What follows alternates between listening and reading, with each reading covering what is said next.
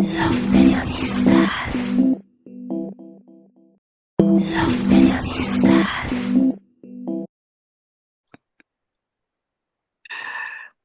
¿Qué tal, Andrea Sandoval Tapia? ¿Cómo te va? Bien, bien. ¿Qué Poquito enferma, cuentas? pero bien. Oye, pues es que está haciendo frío. Mira, yo me puse la bufanda en la mañana porque la verdad es que se siente, pero ahorita ya me empezó a picar. Entonces, me la voy a quitar. Aquí así, está mejor ya, ¿no? Ujú. Ya te acercó la cámara. Eh, Bueno, pues te mandé un artículo que está interesante. Hay varias cosas en este artículo. Primero, se trata de un personaje de 108 años. Nació, de 104, perdón, 104 años. Nació en París en 1921. Edgar Morin. Y escribió un libro, tiene una serie de, bueno, ha escrito muchas cosas, pero el artículo este se refiere específicamente a un tema. Sobre la felicidad, dice Morin, el amor y la poesía son medios para alcanzar un fin, la máxima calidad de vida. El amor permite al ser humano conciliar la sabiduría con la locura, explica, mientras que la poesía trasciende la experiencia cotidiana. Amor, poesía, sabiduría. Estos tres hermosos conceptos son también el título de uno de sus libros. En el ensayo, el autor reflexiona sobre las tres experiencias que dan sentido a la vida, demostrando que son inseparables de la complejidad, las contradicciones e incluso de la locura humana. Nacido Edgar Naum de origen judío sefardí, Morin participó en la resistencia francesa en la Segunda Guerra Mundial. Sobre la búsqueda del amor, Morin sostiene que no somos simplemente Homo sapiens, sino Homo sapiens demens, porque la razón y la locura conviven en nuestro interior. Fíjate qué bonito eso.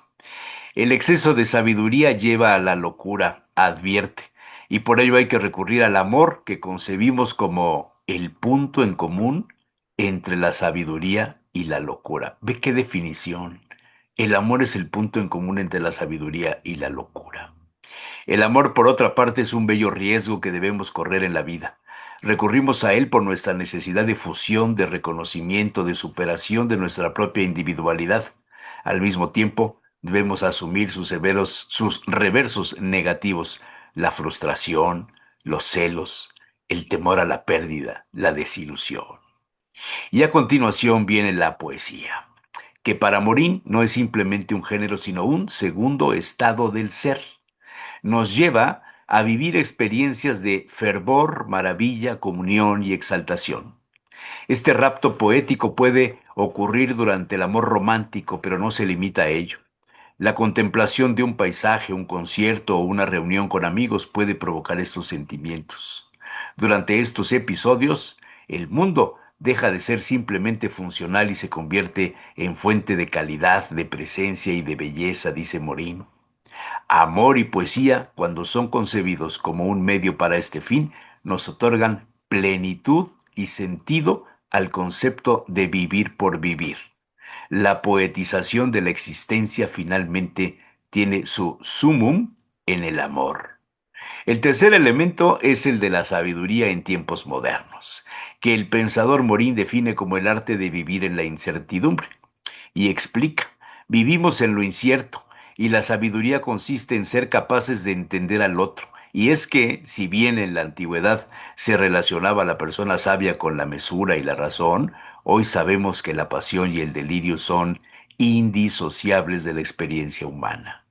Una buena vida, por lo tanto, se enfrenta al reto de articular estos elementos. El parisino escribe que en el amor la sabiduría y la locura se convierten en inseparables, retroalimentándose la una a la otra. El amor de este modo nos empuja hacia la desmesura, pero también nos invita a profundizar en la lucidez y la comprensión tanto de nosotros mismos como de los demás. Morín acaba proponiendo una forma de humanismo renovado a partir de esta idea de amor extendido a la compasión y a la solidaridad entre seres humanos.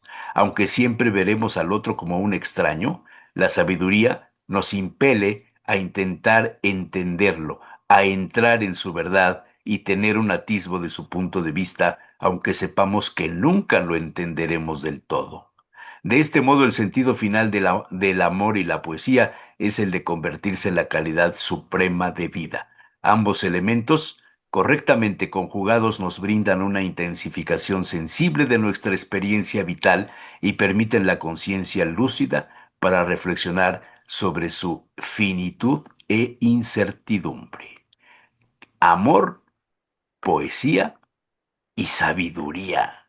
Y ahí te va Gustavo Adolfo Bécquer. Mm, ¿Qué es poesía? Dices mientras clavas en mi pupila tu pupila azul. ¿Qué es poesía? Y tú me lo preguntas. Poesía eres tú. ¿Qué te mm. parece? Es Me pa- interesantísimo que un filósofo de 104 años te diga estas cosas. En un Y mundo tan enredado hoy de redes sociales y de influencers voy a encender mi vela y todas esas cosas. es una de las cosas, creo que más valiosas. Es un hombre que ha vivido, que ha estudiado, que ha reflexionado y con 105 años, o sea, por ahí dice, ¿no? Que sabe más el diablo por viejo que por diablo. Ahora imagínate si ese diablo es filósofo, entonces es realmente un regalo lo que él está haciendo, porque envuelve tantas cosas en un mismo paquete, las relaciona, pero al mismo tiempo pone sus opuestos. Me gustó mucho cuando me lo mandaste. Dije, valió la pena aceptar las cookies de la página para poderlo leer, porque no tengo suscripción. Y entonces me Ah, decía, me ¿no? O hubieras sea, dicho y te la copio y no, no te te la preocupes, valió mando. la pena. Le regalé las cookies con mucho gusto porque realmente es una sabiduría lo que deja al final y tengo que decir que, como para usar las mis propias palabras, también lo hace como con cierto amor, ¿no? Después de todo lo que él se puso a averiguar. Me gusta mucho la parte en la que él pone el hincapié en el amor como aquello que está al centro y luego de ahí se mueve, ¿no? O sea, te puedes mover hacia adelante, hacia la unión, la comprensión, el preguntarse, pues, ¿quién es ese extraño? ¿Qué tiene en su cabeza? ¿Por qué habría yo de quererle? ¿O por qué me gusta tanto? ¿O por qué lo odio tanto? ¿No?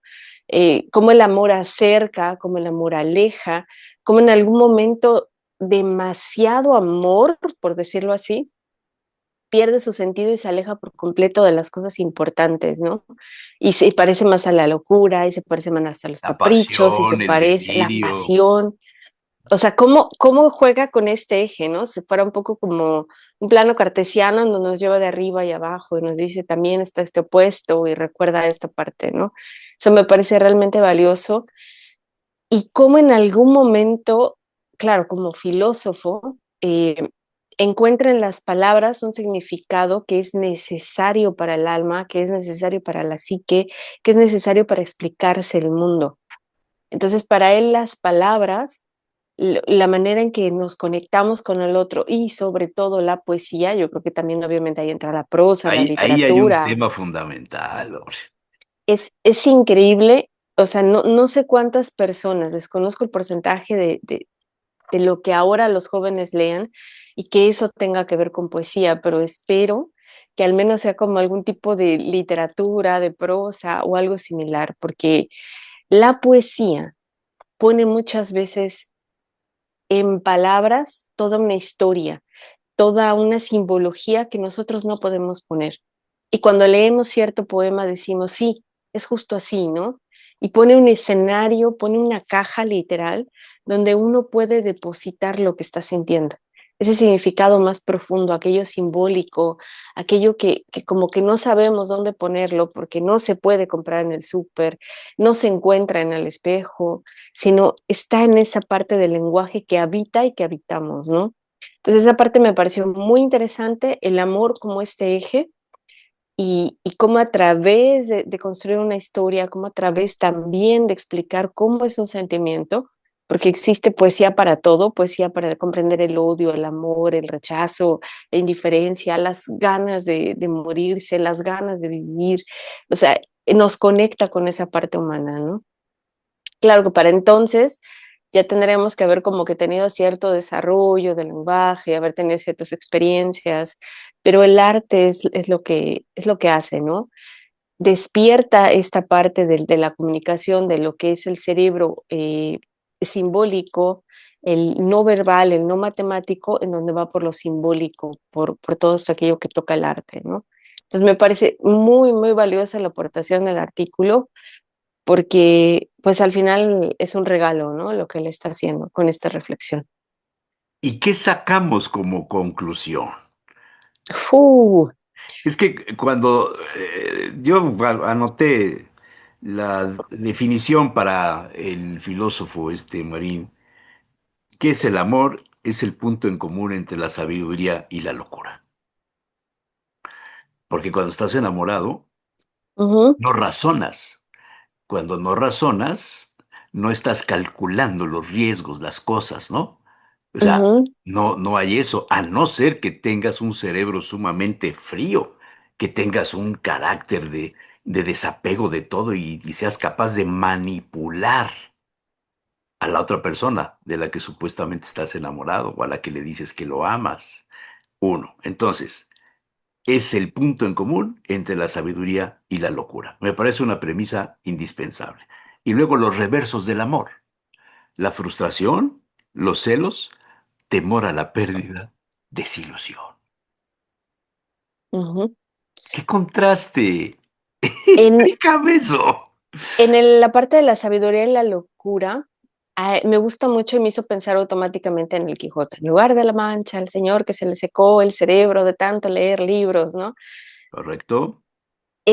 No es uno, no son dos, no son tres, son muchos personajes, son muchos científicos, son muchos poetas, muchas personas que las tenemos a lo mejor cerca cuando salimos a la calle, que tienen un alto coeficiente intelectual, no comprenden el mundo desde el piso que el común lo comprende, ¿no? Ellos están pisos arriba y obviamente su sensibilidad, su profundidad, su reflexión y la manera en que analizan o sobreanalizan a veces lo que nosotros vemos como cotidiano y lo envuelven, ¿no? En estadísticas, en una explicación, en una reflexión, todo eso los lleva a un punto en donde los hace sentir solos, en donde esa sabiduría en algún punto se desborda, pero también se desborda en esta soledad. Y la gente, mientras más conoce, más sabe, menos conecta con los demás y menos puede en algún momento explicárselo a otro ser humano común para que lo entienda, ¿no? Entonces, desde ahí es como demasiada inteligencia, a veces aleja a las personas y las personas dicen, es que me aburro de sus pláticas, son triviales, no me gustan. Eh, vaya, es como poco interesante.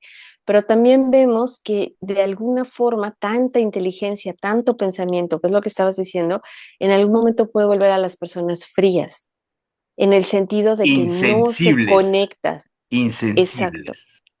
no se conectan con sus propias emociones. Y a esto también se le conoce con un momento pues como disociación, esto puede llevar hasta una despersonalización, porque no están conscientes de lo que están sintiendo, no se envuelven, no se integran, ¿no? Entonces no está bien simplemente decir yo soy muy frío y nunca siento nada, nunca pasó esto, porque ahí estamos hablando de una disociación. Y el punto es por qué no debería de conectarse con sus emociones. Sobreanalizar, racionalizar mucho las emociones, normalmente es un mecanismo de defensa que se hace después de algo que ha sido traumático. Después de un evento que a lo mejor hasta le puede pasar de bebé, ¿no? Es una memoria prelingüística, ¿no? Pre-reflexiva, no puede acordarse y decir, sí, es que cuando tenía un mes estaba en mi cama, lloré como loco y mi mamá nunca vino, desde entonces dije, ya nunca vuelvo a llorar. No, es algo que pasa por el cuerpo, es algo que está guardado, es algo que es una memoria que no podemos verbalizar, pero que sabe el cuerpo y que aprendió a través de ese hecho que no va a ser consolado. Y entonces son personas que a veces desde esta edad muy temprana comienzan a decir, pues no, llorar, expresar lo que siento, explicar estar con el otro es una pérdida, entonces me disocio. Y parece, ¿no? Como estás muy frías y a veces parece como un modelo a seguir. Oye, es que tú nunca sufres, es que esto, es que... Pero en realidad es una persona que tiene ese comportamiento porque precisamente sufrió mucho por sentir, ¿no? Por conectar. Algo que también quiero rescatar y me gustó muchísimo es esta definición del sapiens demens. Yo dije, Ajá, ajá. nadie lo puedo explicar mejor que una persona que ha tenido toda experiencia. Sí, a veces somos muy arrogantes en decir somos el sapiens sapiens, ¿no? Y ahora estamos aquí y el posmodernidad y nos ponemos todos estos títulos para decir somos lo mejor de lo mejor y lo mejor que existe, el punto de la evolución, ¿no? La crema de la crema, como dicen los franceses, porque no vemos el revés, que es nuestra demencia, las cosas que nos llevan a la locura, las cosas que nos hacen perder el juicio, la manera en que también somos sensibles y en algún punto, incluso por una simple vejez, podemos empezar pues sí, a tener ese tipo de demencia, que la demencia es una deterioro progresivo del cerebro, ¿no? De las funciones cerebrales.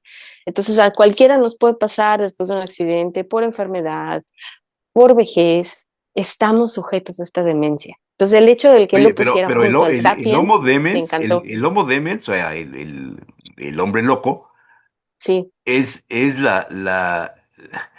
¿cómo decirlo? Es la contraparte del Homo sapiens. exacto. Entonces, es una tesis de él, o sea, él desarrolló este asunto, Edgar Morin, el Homo sapiens demens. Y dice, hay una definición que está no en el artículo, dice, Morin introdujo la idea de que la realidad humana está compuesta por la fantasía y el mito, y no Ujú. solo por la razón, integrando al hombre imaginario, delirante, el demens, con el hombre racional. De ahí parte el asunto. La fantasía y el mito son una de las cosas que existen desde siempre. Por ejemplo, filósofo, el psicólogo Carl Jung hablaba sobre este inconsciente colectivo, sobre los arquetipos, ¿no? Porque a lo largo de la historia todas estas culturas han tenido, por ejemplo, el arquetipo del héroe, de la madre, del padre, ¿no? Y como algunos decían, bueno, pues es que es la madre tierra, o los griegos lo ponían en una diosa, ¿no? Los griegos a veces eran un poco más honestos en el sentido de que podía ser un dios amoroso, pero al mismo tiempo ese dios podía ser colérico y castigar y matar a todo el mundo, ¿no? Entonces lo mítico, lo fantástico, aquello que no podemos explicarnos, porque al hombre no le basta convivir, o sea, con comer, con dormir, con reproducirse, con no tener frío, necesita más. Y es allí donde toca todo lo que es el lenguaje, la fantasía, la simbología, la necesidad de tener un espíritu y de conectarse con algo que ni vemos ni entendemos, pero queremos saber que existe, ¿no? Como un Dios, como la Madre Tierra, como muchas cosas. Entonces, este tipo de necesidad es también lo que nos hace este sapiens sapiens, ¿no? El que piensa sobre lo que está pensando. Ya no es alguien que piensa que puede encender fuego de esta forma, sino que quiere encender fuego para un Dios, sino que está triste y enciende fuego, ¿no? Como para manera de hacer un ritual y que todo eso se vaya, ¿no? Los arqueólogos saben muy bien que esto ha sido presente desde culturas iniciáticas, Sí, donde sí, sabemos que sí, los dioses y todos sí. estos Oye, mitos pero son fíjate necesarios. cómo acá surge otro asunto, porque no has citado la introducción del término del concepto de poesía. ¿Mm? La poesía es un ejercicio mental para traducir lo que piensas, lo que sientes, las emociones, lo que observas en el entorno, cómo influye el entorno en tu ser, Ujú, transmitirlo y ponerlo en blanco y negro, en letras, en ujú. palabras, y además darle armonía, darle tono, darle una serie de características según la poesía, etcétera. Y esto se ha perdido en los últimos años por los sistemas educativos en el mundo. La tecnología, los aparatitos, te quitan esa capacidad de escribir poesía. Encontré lo platiqué con Noé el martes, una colección de revistas, fíjate, empastadas, mal empastadas, por desgracia, porque se comieron los márgenes, y se llama Clavileño. La editaron en 1968. La editó un señor que se llama este, Gregorio de Gante. Poblanos todos ellos. Son poesías de poblanos, sacerdotes, mujeres, eran cosas que se daban en aquella época, en el 68. Clavileño es órgano del grupo de trabajadores literarios poeta Salvador Fidel Ibarra, así se llama. Y hay una foto que dice Romántica Casa de la Sierra Norte del Estado, 1900.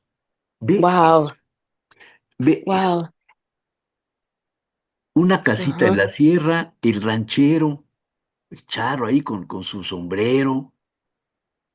Qué tranquilidad, qué cosa más, o sea, no hay anuncios, no hay Coca-Colas, no hay, alambres de teléfonos, de electricidad, nada de esto. Interesante, ¿no?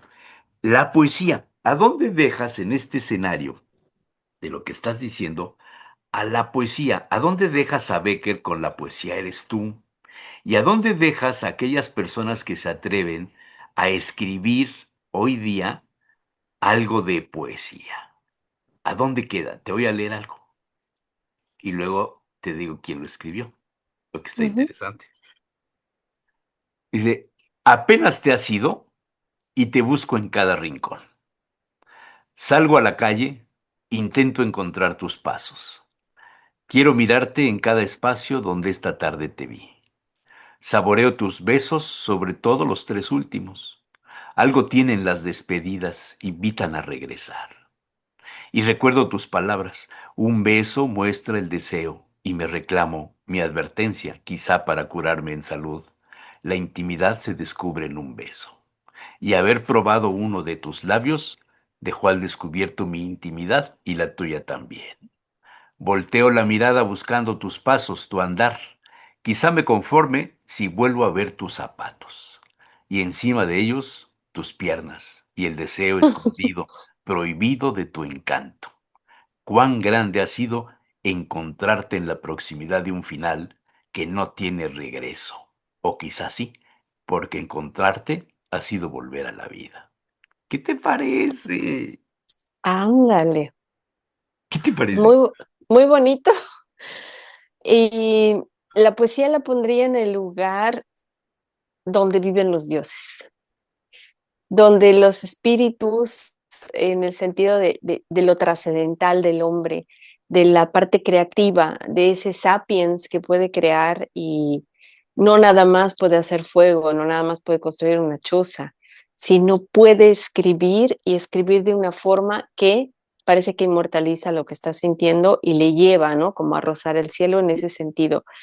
No, la necesidad de lo espiritual, la necesidad de explicarse el mundo más allá de lo tangible, de lo físico, no la tienen todos, pero las personas que se acercan, que curiosamente, que tienen un problema, a veces el dolor les acerca, ¿no? Hay gente que se ha acercado por un duelo muy fuerte en algún momento a una canción, de la canción les lleva el libro, del libro les lleva por ahí Sí, alguna pero poesía. hubo un ser humano que redactó eso, que sintió, que tuvo la capacidad de transmitir eso a un texto en blanco y negro. Sí, Porque tú puedes sentir, ¿no? sí. Como dice Morín, la frustración, los celos, el temor a la pérdida, la desilusión. O puedes sentir la sabiduría y la locura, la pasión. ¿Cómo lo expresas?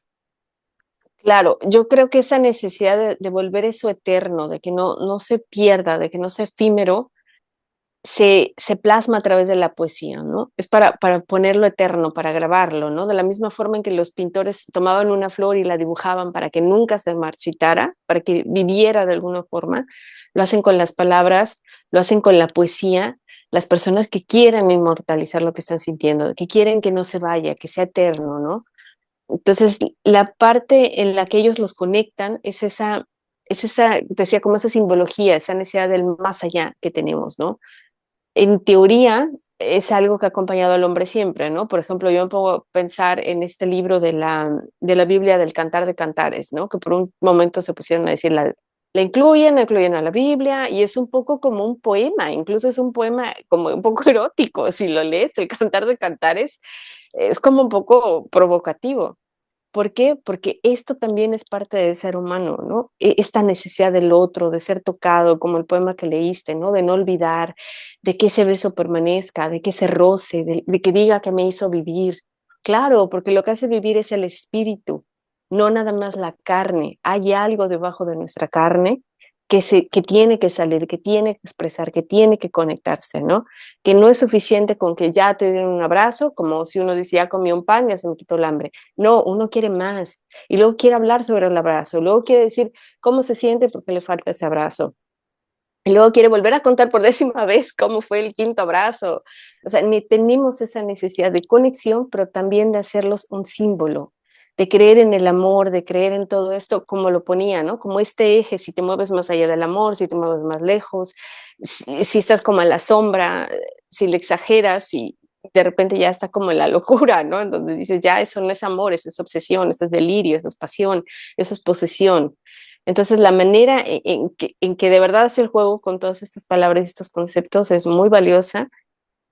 Por eso creo que explica no nada más ese sapiens, sino ese demens, ¿no? Cómo en algún momento el pensar, el sentir. Y no diría que cualquier poesía la han escrito cuerdos. Ha habido gente muy loca que ha escrito poesía y escribe poesía de una manera como un poco extraña, pero cuando la lees te entiendes, ¿no? Hay gente que ha escrito poesía durante la guerra, durante los levantamientos, durante las revoluciones, las mujeres han escrito poesía para no morirse, ¿no? Sor Juana, por ejemplo, que es una de las que tenemos que leemos de más atrás, pero un montón de mujeres que lo han hecho y lo han hecho como su último recurso. Después de escribirlo, Como la normalmente manera murieron, ¿no? única que tienen de expresar lo que sienten. Ujú. Porque si no lo escriben, se mueren, aunque ya Se estuvieran mueren. muertos, ¿no? Sí. O sea, ya estaban condenados, daba igual, ¿no? Ajá. O sea, el Quijote se escribió en la cárcel. Qué más claro de que en ese momento no había vida, no había un pan, no había calor, no había otro, ¿no? Pero sí había literatura, sí había todas esas historias. Entonces, el hombre es también eso, ese hombre que busca esos símbolos, que necesita esos arquetipos, que conecta con esas cosas. Y la poesía muchas veces está para rescatar, literal, para que la persona no se Para muera en rescatar o tanta para trivialidad. afianzar. También, Hay un artículo. Hoy no hice la tarea completa de ¿a dónde estás? Aquí estás. Mira, hay un artículo que escribió un señor que se llama Luis Miguel Real Cotbani. No sé qué profesión tiene, pero sale publicado en un portal que se llama Ética. O sea, se ujú, supone que son temas de ética. ujú, Y este hombre escribió un artículo que se llama Amar sin perderte, el mito de la fusión emocional. Durante años se ha vendido la idea de que el amor verdadero consiste en fundirse con el otro, en compartirlo todo, en vivir el uno para el otro, en que no hay secretos, en que todo se diga, todo se sienta, todo se resuelvan juntos. Pero ese nivel de conexión total no es realista, ni sano, ni necesario. En ujú, muchas ocasiones es la antesala del agotamiento emocional o del conflicto permanente. ujú. ¿Qué piensas? De la posesión, Sí. de no, de secar un vínculo, ¿no? En lugar de nutrirlo, en lugar de decir, vamos a hacer actividades y te voy a permitir que seas tú y te acompaño y veo cómo creces y caminamos juntos, es como te cargo para que seamos uno solo y caminamos Y juntos, es pero ya una no es tu forma camino y mi y camino, es una ¿no? forma de controlarte. Claro, Bueno, claro. entonces, el artículo de Luis Miguel Real Cotbani dice: "La diferencia entre amar y fundirse. Amar no es disolverse, no es convertirte en la mitad de algo, ni dejar de Mm, tener pensamientos propios, ni pedir permiso emocional para respirar. Amar es poder compartir sin necesidad de rendirse, es acompañar sin invadir, es estar sin perderte. Cuando te fusionas emocionalmente con alguien, lo que estás haciendo en el fondo es entregarle el control de cómo te sientes. Si la otra persona está bien, tú estás bien. Si la otra persona se aleja, te descompones. Si no responde a tus mensajes, tu día entero se va al traste. Todo Ujú. gira en torno a la otra persona y eso no es amor, es dependencia. Señales de que estás perdiendo la relación. Dice, cambias de opinión constantemente para evitar discusiones. Empiezas a hacer cosas que no quieres hacer solo para no generar malestar. Dejas de ver a gente que te importa. Tu estado de ánimo depende de cómo esté tu pareja. Empiezas a justificar cosas que si le pasaran a una amiga tuya le dirías que saliera corriendo.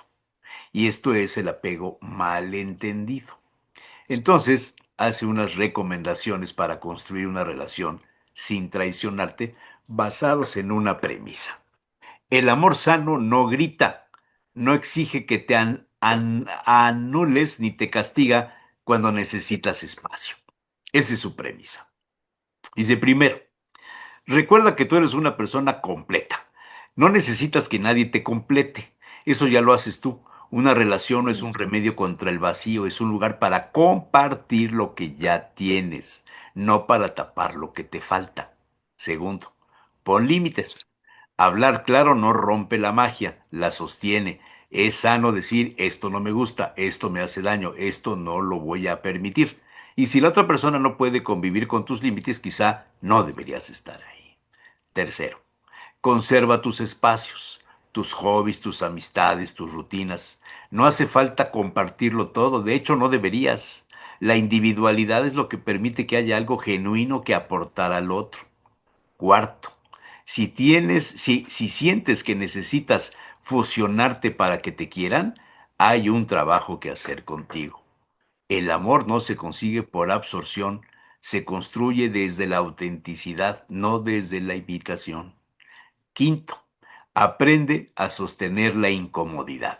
Amar sin perderte implica que a veces habrá conflicto, que no siempre estarás en sintonía, que el otro no te va a gustar todo el tiempo. Y está bien, las relaciones maduras no se basan en evitar los roces, sino en saber navegar con ellos sin desmontarse.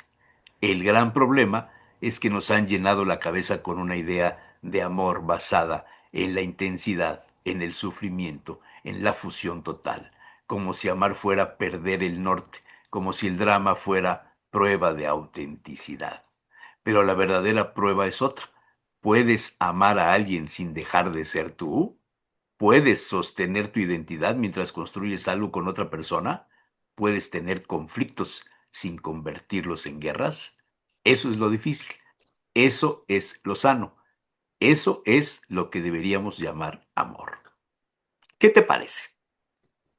Me parece muy bonito y algo que nada más agregaría es que hay personas que no conocen los límites, que no No. conocen la capacidad de decir quiero o no quiero, porque justo han sido criados, vamos a decirlo así, para ser dependientes. Ujú. Porque han tenido padres, madres que les han dicho la primera vez, mamá, esto no me gusta, te calles, te lo comes porque te lo digo yo. Y sí te gusta, ¿no?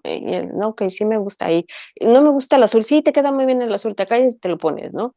Y entonces es muy fácil que las personas que nunca han expresado su opinión, que no les han dado la oportunidad de construir estos límites, de poder decirle al otro, no me hagas, no me gusta, no me des, no necesito o no quiero. Hay padres que se ofenden muchísimo cuando los niños dicen no, ¿cómo me vas a decir a mí que no, no? Y entonces van en algún momento pues ir rompiendo todos los intentos de límites que los niños tratan de hacer y cuando se encuentran en una relación repiten lo que conocen, que es complacer, callar, ceder, obedecer y en algún momento se sienten perdidos. Y uno les dice en terapia, es que mira, tienes que hablar y decir lo que no te parece, es que tienes que conservar tus espacios, es que tienes que...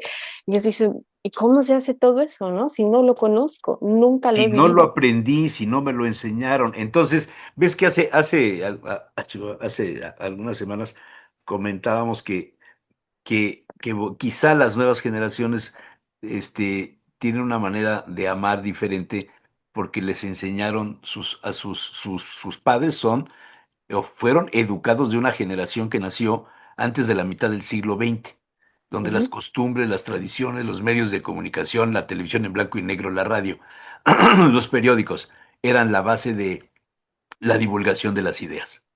ujú, Y ellos, los padres, nacieron de esa educación ya a finales del siglo pasado y sus hijos ahora tienen, los que son de este siglo, tienen una visión totalmente del mundo, de lo que tuvieron sus abuelos y lo que tienen sus padres. Y para ellos el amor significa otra cosa.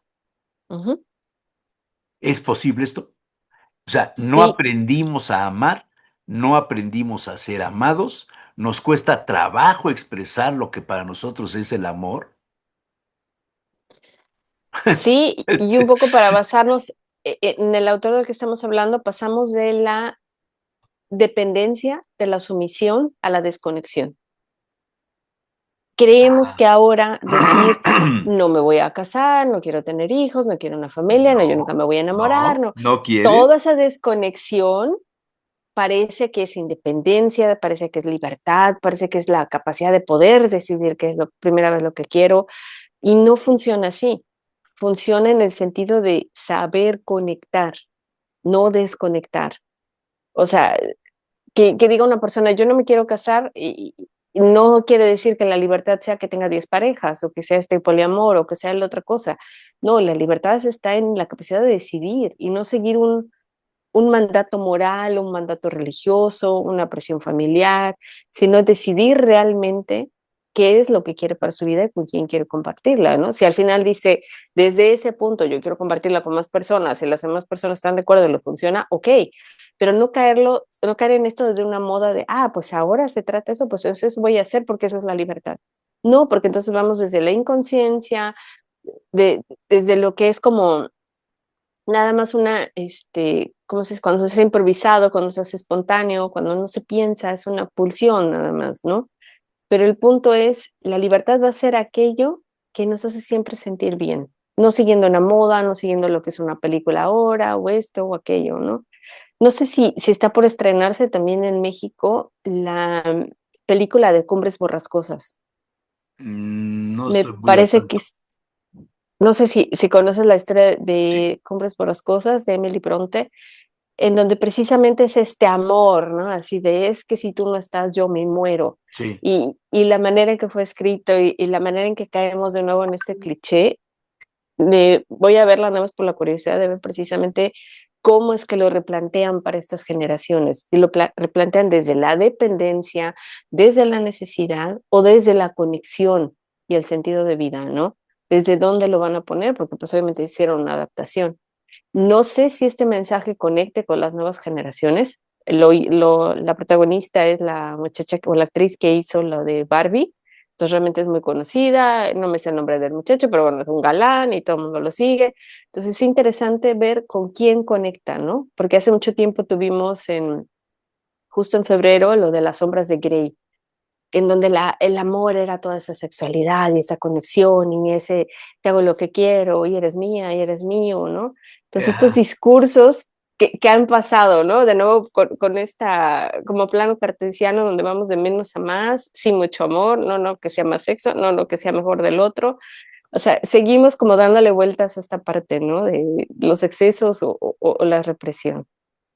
Fíjate que ahorita que mencionaba yo el tema de los jóvenes, de lo que para ellos es el amor, y te das cuenta que las relaciones desde hace mucho tiempo se inician o se terminan por WhatsApp Mucha. y te involucras con una persona que conoces en Face o en Tinder o ya ni sé los nombres de los, ahora me explicaron el otro día de otra que se llama, son tantas que ya me da flojera andar viendo todo, pero hay una que se llama Snapchat. Ajá. Bueno, que ese creo que está pegando mucho entre los jóvenes para conocer gente, para relacionarse, etcétera. Y en Australia se tomó la decisión el año pasado de no permitir el acceso a los adolescentes a las redes sociales. O sea, hasta los 16 años no pueden entrar a una red social, hasta los 16. Hay otros países donde ya se ha puesto. Pero el día martes de esta semana, el día 3, o sea, ayer, el presidente de España que está en la cumbre de Dubái, la cumbre mundial de gobiernos que se celebra en Dubái. Pedro Sánchez llevó un anuncio a esta cumbre y dice que hay un paquete de 5 medidas legislativas y regulatorias para implantarse en España para hacer frente a los abusos que ha denunciado de las grandes plataformas digitales y para garantizar un entorno digital seguro, democrático y respetuoso con los derechos fundamentales. Las medidas incluyen, en primer lugar, poner fin a la impunidad de los directivos para que sean legalmente responsables de las infracciones que se cometan en las plataformas digitales. O sea, ahí están involucrados Grok, TikTok, Instagram, Facebook, Ujú. etcétera, etcétera, etcétera. Porque, dice Pedro Sánchez, las redes sociales se han convertido en un estado fallido donde se ignoran las leyes, se toleran delitos y la mitad de los usuarios sufren ataques de odio. Entonces, en España se anuncia que va a prohibirse ya el uso de las redes sociales a los menores de 16 años. ¿Sirve de algo esto? Claro, Pero ¿por qué si cuando te afilias a la red social, a poco todo el mundo pone su edad? ¿A poco todo el mundo pone los datos de cuántos años tienes? El que no se los quita se los aumenta. claro, se puede hacer un correo porque para registrarte en estas redes sociales normalmente necesitas un correo que ya esté hecho, ¿no? Entonces uno puede poner que se Pues haces un llama, correo con otros datos y mientras no sí, lo tengas verificado, mientras no esté verificado, pues pero te el puedes problema seguir es moviendo en lo mismo. con qué se puede verificar. Ah, no, pues hay métodos. Mandas tu DNI en el caso de los españoles, tu IFE en el caso mexicano, tu pasaporte, o sea, un documento oficial donde demuestres cuántos años tienes. Como si los Pero, chamacos no pudieran tomarle una foto a pues la credencial de imagínate, sus papás. O imagínate, sea, por Dios. imagínate. Pero, a ver, todo esto en relación a lo que comenzamos a hablar, a la Ujú, poesía, al amor, a estos asuntos del- de la sabiduría, ¿no?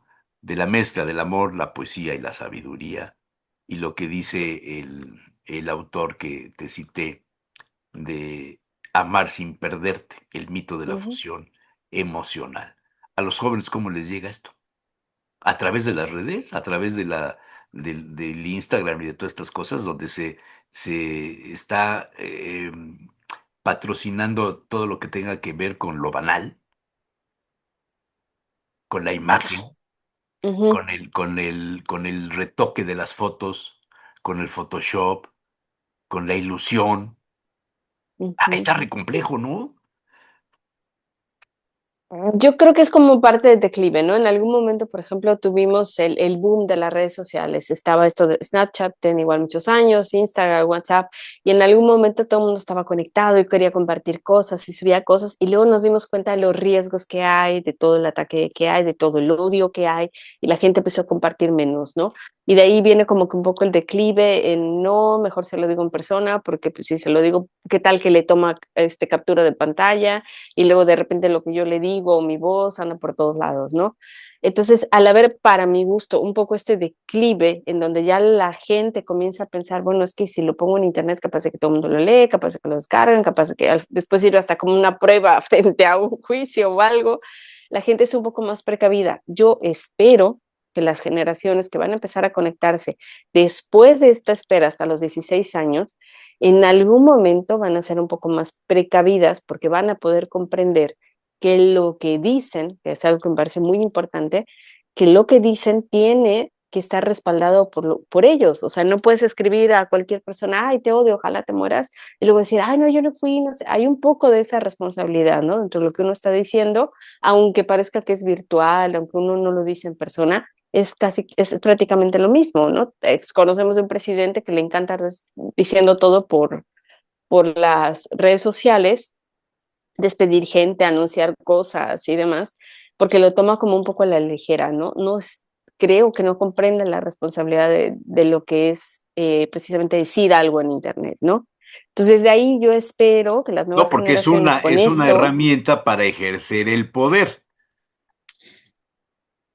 Claro, claro, o sea, no es una persona tonta, claro que no, pero el punto es, otros lo están viendo, no sé cómo lo toman, no sé cómo lo pueden interpretar, pero yo digo que mínimo hasta los 16 uno tiene esta capacidad de pensar, de esta metacognición, que en cambio los más pequeños no lo tienen, ¿no? Por un desarrollo o demás, ellos no lo comprenden, pero cuando después dicen, ah, es que si yo digo esto, pasa aquello, pasa lo otro, pero me veo así, cuando son capaces de pensar en esto, entonces es cuando creo que podrían hacerse responsables de lo que publican, ¿no? Y con eso veríamos menos acoso escolar, menos en algún momento ataques. ¿Te acuerdas la serie esta de adolescente? En donde precisamente todo esto que se desencadena en las redes sociales en un momento pues acaba en la muerte de la muchacha, ¿no? En el asesinato. Precisamente porque todo comenzó en las redes sociales y son chamacos de secundaria que no saben cómo reaccionar, no controlan sus emociones, no están en ese proceso. Entonces, para mi gusto, a partir de los 16 es la mejor decisión que se puede tomar. ¿No se puede alargar más? Pues no, no se puede alargar más, también porque pues socializan por allí, pero que sea recomendado me parece lo mejor.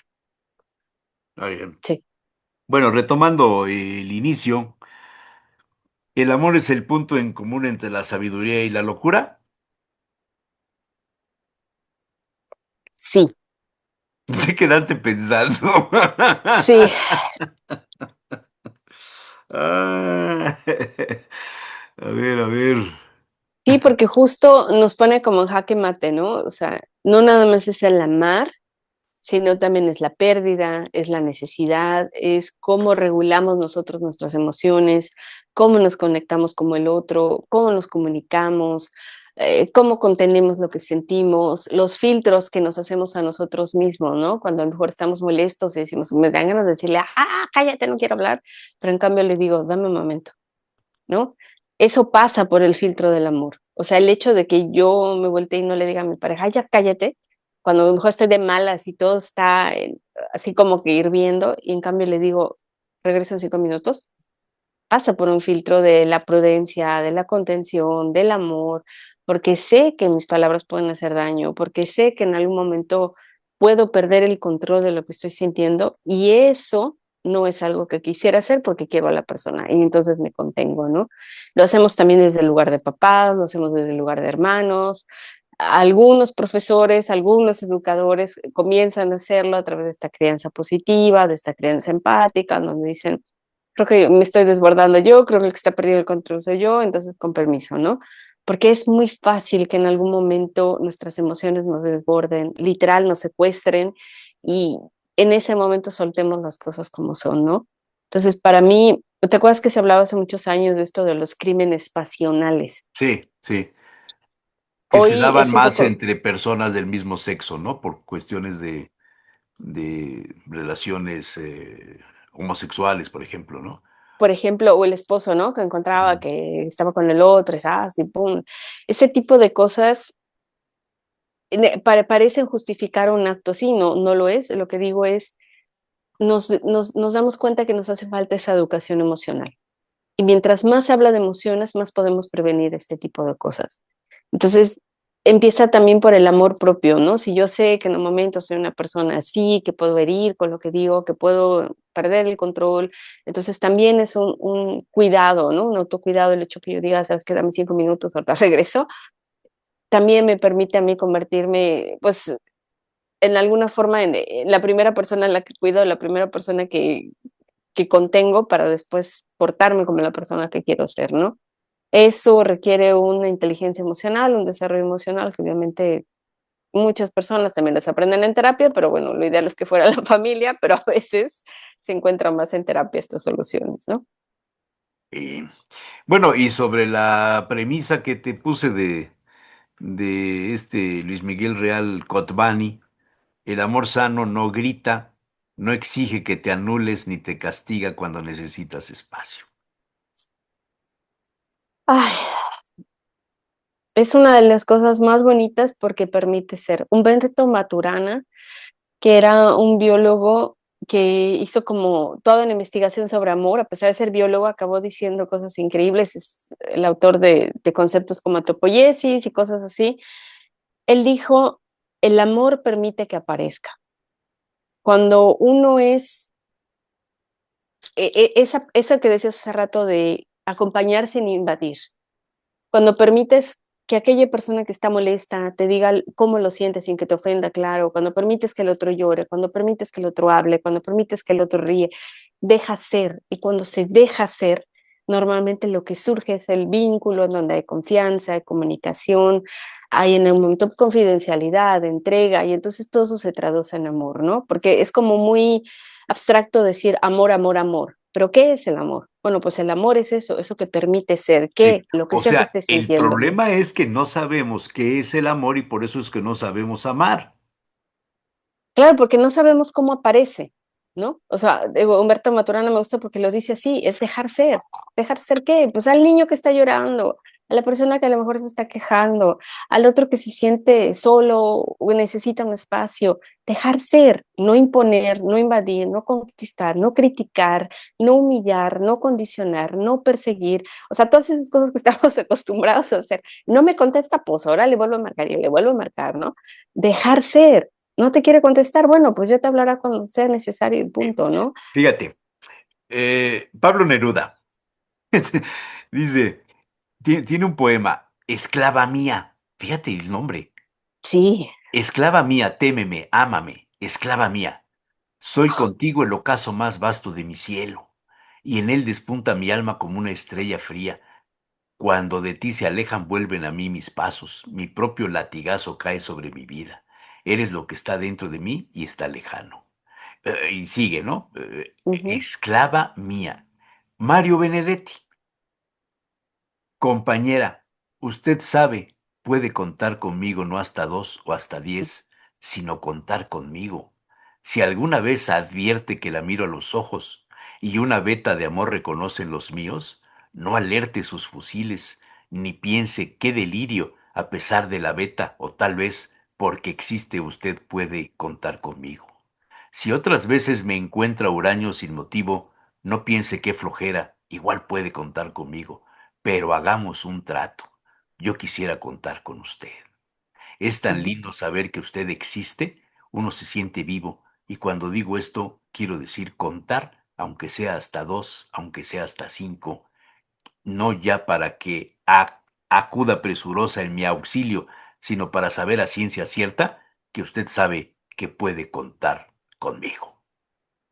¿Qué diferencia? Enorme. Y, y Becker redondea el asunto. Podrá nublarse el sol eternamente, podrá secarse en un instante el mar, podrá romperse el eje de la tierra como un débil cristal. Todo sucederá. Podrá la muerte cubrirme con su fúnebre crespón, pero jamás en mí podrá apagarse la llama de tu amor. Wow. Fíjate los enfoques, ¿eh? Algo que está en control, algo que se sabe, algo que crece, algo que se regula, algo que en el momento sabe que puede fallar, pero no estará ausente. Ujú. Esclava mía es algo que hasta me da escalofrío leerlo hoy, Eso a mí porque, me, hijo, dije, ¿qué onda con esto? pero Esclava es mía, o sea, decirle a alguien que amas esclava mía. normalmente, o los hombres muy enamorados en esta fase podrían decir esclavos, yo soy tu esclavo, ¿no? Esclavo de tu Bueno, amor. el hombre entrega a una mujer y le dice, soy tu esclavo. O al revés, una mujer se entrega al hombre de una manera incondicional y sin medir nada, dice, soy tu esclavo. Haz lo que quieras conmigo. Eso no es sano, considero, no sé, Tampoco es sano, no. considero que no es sano, ¿no? No, porque tampoco es ponerse en este papel de la sumisión, ¿no? Como decir, tú eres la persona dueña de mí, entonces puedes hacer lo que quieras, ¿no? Uno tiene que ser dueño, regresando a lo que le hice también al principio, dueño de sí mismo, de sus tiempos, de sus gustos, de su cuerpo, porque pierde la persona la capacidad de decir no. O sea, no nada más hablamos de la esclavitud como, hay un concepto, es un hecho claro. Una persona esclava no puede decir no. Y ese es el problema, ¿no? No puede marcar límites, no puede en un momento expresar sus deseos, y entonces se vuelve un mero objeto en el que se usa y punto.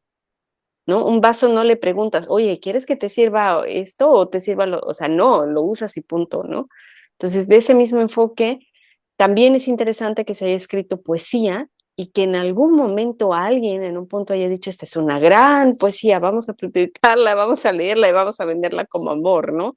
O sea, es Ujú. un gran avance que hoy leas eso y que los digamos, ¿cómo? ¿Esclava mía? Espérame, eso no es amor, ¿no? Pero desde conceptos como muy patriarcales, muy O sea, extremo estás moralistas, anulando la dignidad de la otra persona. claro, allá no hay una persona, hay un objeto que es usado Exacto, exacto, bajo el exacto. concepto de amor, que no es Sí, así. Así es. Entonces, una gran, gran diferencia en usted puede contar conmigo y me gusta la parte en la que dice, oiga, pero hagamos un trato, yo puedo sí, contar con usted, ándale. O sea, creo que porque, la poesía se llama Hagamos un trato, de Mario Benedetti. porque el amor es eso, un trato, un contrato, un vínculo, algo que va y viene, ¿no? Y Sí, es algo que se tiene que enseñar, o sea, por ejemplo, desde cualquier tipo de amor, un amigo que te contesta el teléfono porque tú también se le sí, contestas, ¿no? O sea, ese tipo de reciprocidad. sí. Una poesía escrita por una mujer, se llama Dulce María Loinas, española. Si me quieres, quiéreme entera, no por zonas de luz o sombra. Si me quieres, quiéreme negra y blanca, y gris, verde y rubia y morena.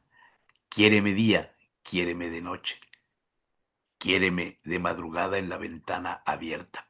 Si me quieres, no me recortes, quiéreme toda o no me quieras. Está ingeniosa, ¿no? Es una de las cosas que a lo mejor damos por sentados como mujer, como no soy suficiente, entonces por eso me tengo que vestir mejor, me tengo que peinar, me tengo que maquillar, tengo que hacer esto para que me quieran, ¿no? Porque per se no, nadie me va a querer así. De Ajá. hecho, es un ¿Por regaño de qué te arreglas? abuelitas. Pues para que me vean, Sí, ¿no? sí, para destacar y lo que quieras, pero por ejemplo, regaño de abuelitas es, ay, con esa cara, ¿quién te va a querer, no? Con ese carácter, con ese fachas, con ese que tú quieras, ¿quién te va a querer? Porque parece que ser como somos, principalmente las mujeres, no es suficiente. Hay que cambiar para resaltar, para acomodar, para ser elegidas, ¿no?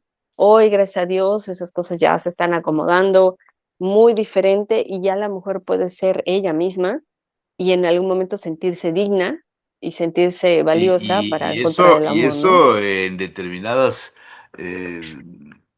niveles sociales y en determinadas cuestiones económicas. Yo conozco casos terribles de este machismo todavía a ultranza, donde la mujer no puede ni salir, ni platicar, ni ver, ni nada. Ujú. Hay un estudio que no hace mucho leí en el que decía qué tipo de mujer prefieren los hombres, si a todos los hombres les gusta el mismo tipo de mujer. Y entonces el estudio decía que a hombres con poca, ¿cómo se dice? Como pocos estudios, poca Que las puedan dominar, que cultura, no piensen, que no hayan ido a la escuela, que no hablen. Eso prefería es. mujeres más Qué voluminosas, triste. mujeres que llamaran la atención, mujeres que usaran estos vestidos ajustados y que se maquillara más y extensiones y uñas y todo lo que tú quieras, ¿no? Porque necesitaban como que adornarlo para adornarse ellos, ¿no? Y los hombres con un poco Ah, más de eso es muy cultura, interesante. de Sí. estatus, preferían mujeres más Arréglate finas, más para que te vean que delgadas, estás conmigo. O sea, yo soy el creador, yo soy el que tiene esto, ¿eh? y Ah, los caray. opuestos tenían mujeres más finas, más delgadas, más discretas, bellezas más naturales. Entonces, también el punto es qué tipo de hombre es y qué tipo de mujer va a buscar, ¿no? Depende de lo que es capaz de entender bajo el término mujer, ¿no? Algunos lo entienden como esa carne, como ese adorno y demás, y así la buscan y así se arreglan otras mujeres porque también así entienden que tienen que ser y es donde hacen el encuentro, ¿no? El match. Sí, Y qué fuerte. Muy bien. Pues estuvo bueno hoy. con mucha poesía, Bueno, siempre. ¿No? con mucha poesía, eso me gusta mucho. Sí, sí, yo trato de darle ahora en los programas siempre algún espacio, sobre todo los martes cuando está Noé, siempre Ujú. metemos temas relacionados con la poesía. Pues bueno, Gracias, José Andrea, Manuel. nos vamos. Así Besos es. y abrazos, saludos a la familia Igualmente, muchas gracias. y ya platicaremos la próxima semana. Y todo el mundo va a hablar del 14 de febrero y eso, ¿verdad? Nosotros Sí, hemos hablado ya varios días de temas bien interesantes de pareja, del amor eterno. Entonces, está padre el asunto. Bueno, muchas a ver gracias qué por se el nos artículo. ocurre la otra semana. Sí, Gracias. hasta luego, gracias.